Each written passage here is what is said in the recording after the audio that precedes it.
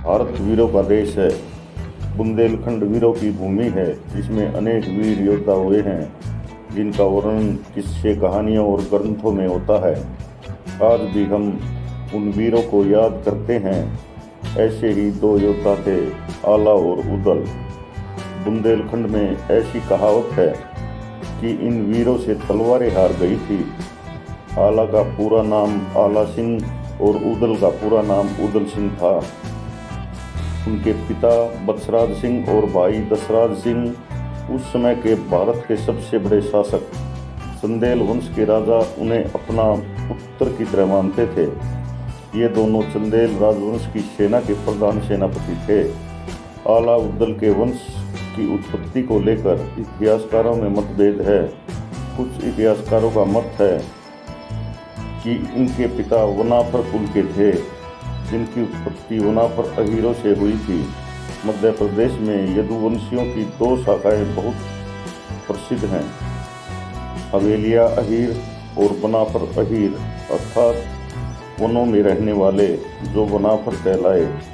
बत्सराज सिंह का विवाह उस समय ग्वालियर के शाखा के यदुवंशी अहीर राजा दलपत सिंह की पुत्री देवल से हुआ था।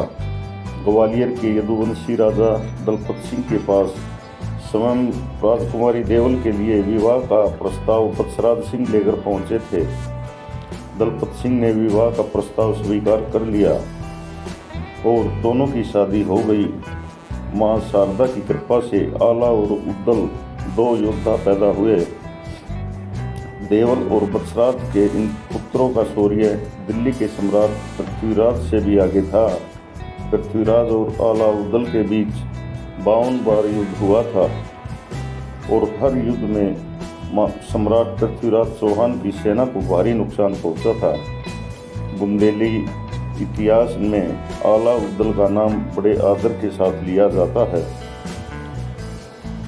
उन पर बुंदेली कवियों ने आला का गीत भी बनाया है। यह गीत सावन के महीने में हर गली में गाया जाता है।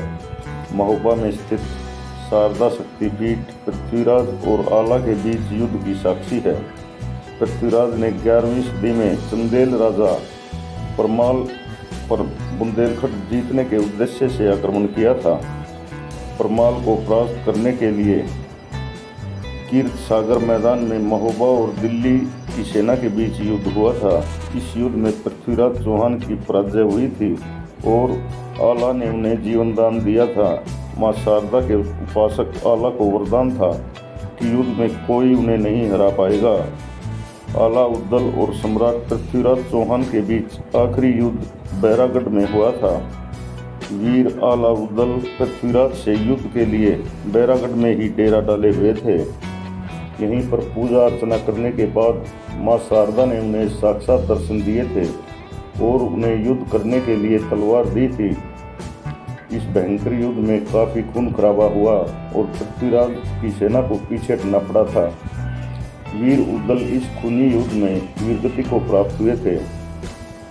इस बात से दुखी होकर आला ने तलवार की नोक को मोड़ दिया और मां शारदा के मंदिर में रख दिया और वैराग्य धारण कर लिया। कहा जाता है आला को मां शारदा ने अमर होने का वरदान दिया था, क्योंकि आज भी मंदिर में कपाट बंद करने से पहले साफ सफाई की जाती है और कपाट बंद कर दिए जाते हैं।